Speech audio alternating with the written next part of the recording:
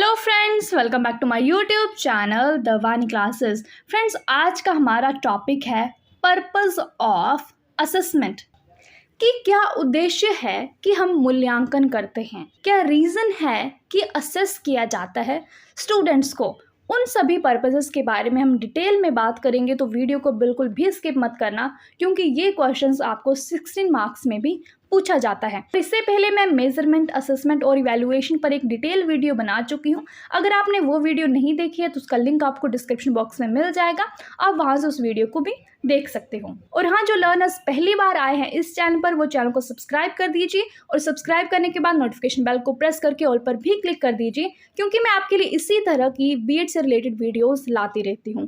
तो चलिए अभी बात करते हैं हमारे आज के टॉपिक पर्पस ऑफ असेसमेंट के बारे में। बट पर्पस पर जाने से पहले हमें ये भी पता होना चाहिए कि what is assessment. So the term assessment refers to the wide variety of methods or tools that educators use to evaluate or measure learning progress, skill acquisition or educational needs of student. So assess करने के लिए teacher अलग अलग तरह के methods, अलग अलग तरह के tools का यूज़ करते हैं। क्यों यूज़ किया जाता है? कि हम बच्चों की जो भी लर्निंग प्रोग्रेस है उसको इवेलुएट कर सकें, उसको हम माप सकें कि बच्चे की जो प्रोग्रेस है वो कितनी हो रही है। हम ये पता लगा सकें कि बच्चा स्किल्स को एक्वायर कर रहा है या फिर नहीं कर रहा है, और बच्चे की क्या क्या एजुकेशनल नीड्स हैं। इन सभी का पता लगाने के लिए असेसमेंट ली जाती है। हम स्टूडेंट्स को असेस करते हैं, ठीक है। और असेसमेंट के अलग अलग टाइप्स भी हैं, जैसे फॉर्मेटिव असेसमेंट है, समेटिव असेसमेंट है, डायग्नोस्टिक असेसमेंट है। उसके बारे में हम नेक्स्ट वीडियो में बात करेंगे।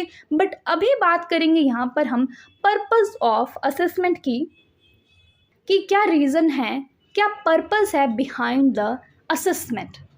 सो यहाँ पर 9 पर्पस लिखे हैं जो आपके सिलेबस में हैं, वही मैंने यहाँ पर ऐड की हैं, ठीक है। सो सबसे पहले है प्रोग्नोस्टिक, विच मीन्स कि प्रिडिक्ट करना कि बच्चा कैसा परफॉर्म करेगा, ठीक है। सेकंड है मॉनिटरिंग ऑफ लर्निंग, कि टीचर को ये अंडरस्टैंड करना है कि स्टूडेंट क्या लर्न कर रहा है, what is the actual learning of student, ठीक है।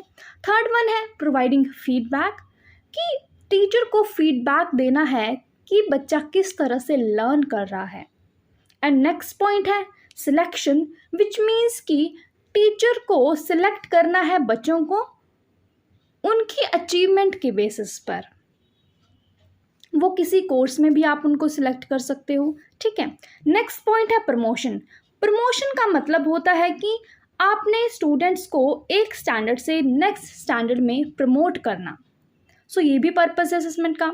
एंड नेक्स्ट पॉइंट है placement.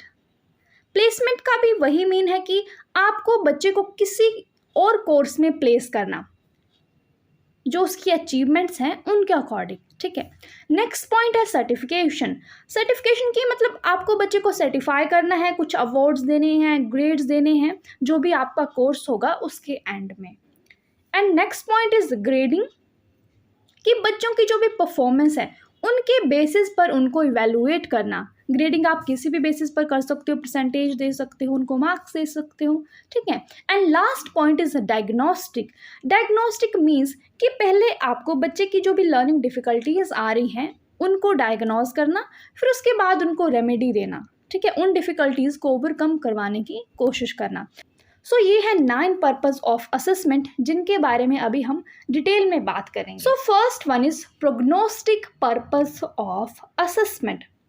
So prognostic assessment act as a mean or estimation and prediction of the future career, which means कि prognostic assessment उस तरह से काम करता है कि हम प्रिडिक्ट कर पाएँ कि बच्चा फ्यूचर में कैसा करेगा, ठीक है। हम पहले से ही ये अनुमान लगा लें कि बच्चे की जो लर्निंग होगी वो किस तरह से होगी, okay.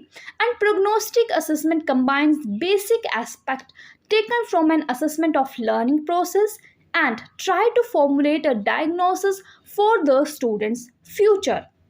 जो प्रोग्नोस्टिक असेसमेंट होती है उसमें बेसिक एस्पेक्ट को हम कलेक्ट करते हैं, जो भी बच्चे का लर्निंग प्रोसेस है वहाँ से हम उन एस्पेक्ट्स को कलेक्ट करते हैं और हम ट्राई करते हैं कि फ्यूचर में कोई भी लर्निंग डिफ़िकल्टीज़ ना आए, हम उनको डायग्नोज करने की कोशिश करते हैं, ठीक है। और एक प्रोग्नोस्टिक टेस्ट भी लिया जाता है जिससे हम ये प्रिडिक्ट कर पाते हैं कि बच्चा कितनी अच्छी तरह से परफॉर्म कर पाएगा जो भी आप कोर्स करवा रहे हो उसमें। So this is the first purpose of assessment कि हमें प्रिडिक्ट करना है कि बच्चा किस तरह से परफॉर्म करेगा। So this is point 1. Now second point is monitoring of learning. So monitoring means कि टीचर अंडरस्टैंड कर पाए कि what is the actual learning of students, कि बच्चा क्या सीख रहा है। Okay, so monitoring enables the teacher to understand the actual learning of students. Second point, monitoring indicates the effectiveness of learning, कि effectiveness कितनी है लर्निंग की, जो आप करवा रहे हो वो किस तरह से अफेक्टिव हो रहा है बच्चों के लिए।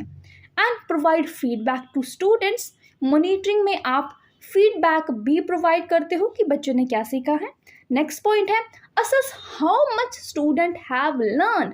मॉनिटरिंग में ये भी आता है कि टीचर ये असेस कर पाएगा कि बच्चे ने कितना सीखा है, ठीक है, और उससे उसका प्रीवियस परफॉर्मेंस जो है वो भी इम्प्रूव होगी, क्योंकि आप बच्चे को फीडबैक दोगे कि आपकी परफॉर्मेंस इस तरह से है, अगर कोई दिक्कत आती है तो आप उसको बताओगे और उससे बच्चा अपनी परफॉर्मेंस को इम्प्रूव करने की कोशिश करेगा।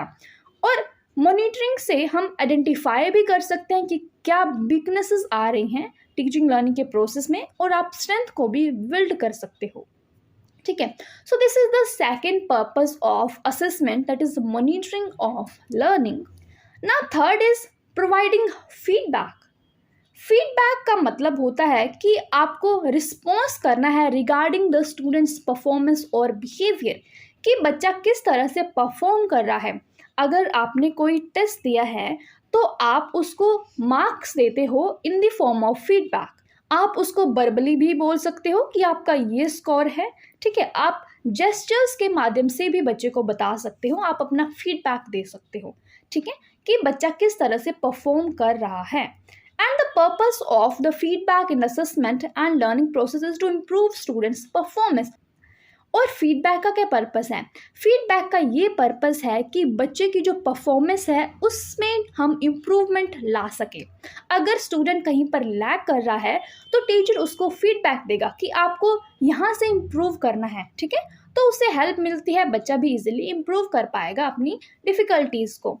So this is point third. Next point is selection, ठीक है। जैसे कोई भी एंट्रांस टेस्ट होता है, जैसे आपका ही एंट्रांस टेस्ट हुआ बीएड का, उसके बाद ही आप सिलेक्ट हुए क्योंकि आप में वो एबिलिटी है कि आप बीएड कर सकते हो, ठीक है। सो उसी तरह से स्टूडेंट्स को भी सिलेक्ट किया जाता है किसी भी पर्टिकुलर कोर्स के लिए, और हम सिलेक्शन किसी भी तरह से कर सकते हैं, एंट्रांस टेस्ट से कर सकते हैं, हम बच्चे का इंटरव्यू ले सकते हैं कि वो बच्चा उस पर्टिकुलर कोर्स के लिए रेडी है या फिर नहीं है, ठीक है, उसमें वो एबिलिटी है या फिर नहीं है।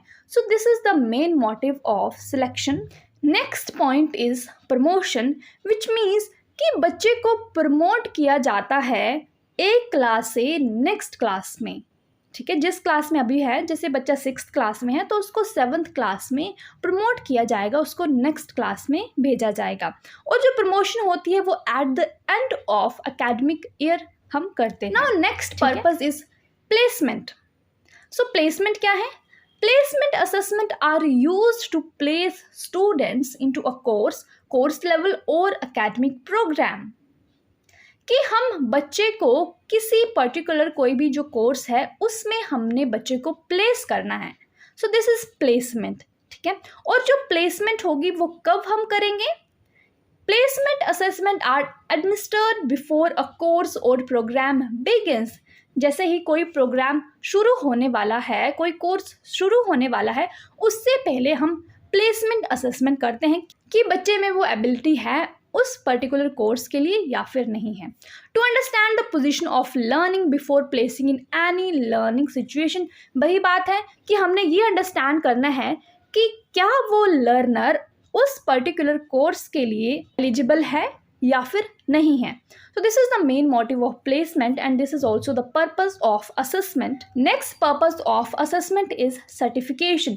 जैसे सर्टिफाई किया जाता है आपको आपकी अचीवमेंट्स के लिए, ठीक है, उसी तरह से हम स्टूडेंट्स को भी सर्टिफाई करते हैं eight the end of learning course. किस तरह से सर्टिफाई किया जाता है कि बच्चों को किसी तरह के अवार्ड्स दिए जाते हैं, ग्रेड्स दिए जाते हैं या फिर मार्क्स दिए जाते हैं which represent the level of their achievement, ठीक है। And an academic certificate is a document that certifies that a student has received specific education or has passed a test or class.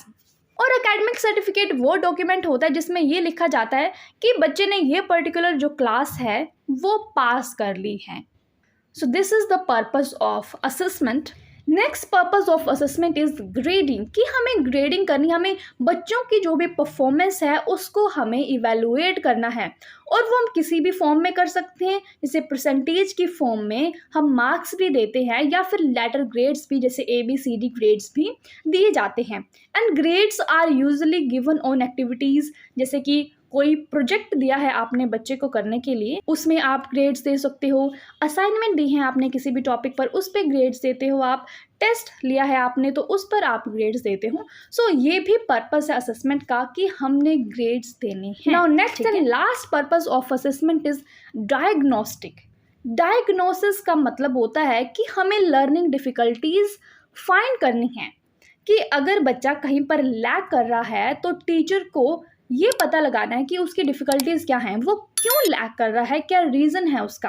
और teacher पहले उसको diagnose करेगा, पता लगाएगा, then उसके बाद रेमेडी प्रोवाइड करेगा। अगर बच्चे को एक्स्ट्रा क्लास की नीड है तो टीचर एक्स्ट्रा क्लास भी लगाएगा बच्चे की, उसको एक्स्ट्रा नॉलेज चाहिए तो एक्स्ट्रा उसको अलग से पढ़ाएगा। सो वो होता है रेमिडियल कोर्सेज या फिर रेमेडी हमें बच्चों को प्रोवाइड करनी है। पहले डायग्नोज किया जाता है फिर उसके बाद रेमेडी दी जाती है, ठीक है। सो ये भी पर्पस है असेसमेंट का। सो गाइज ये थे हमारे 9 purpose of assessment. Next video में बात करेंगे इसी सब्जेक्ट के किसी और टॉपिक की। तब तक वीडियो को लाइक कर दीजिए, चैनल को सब्सक्राइब नहीं किया तो सब्सक्राइब करके जाना। And thank you so much for watching. Bye bye, take care.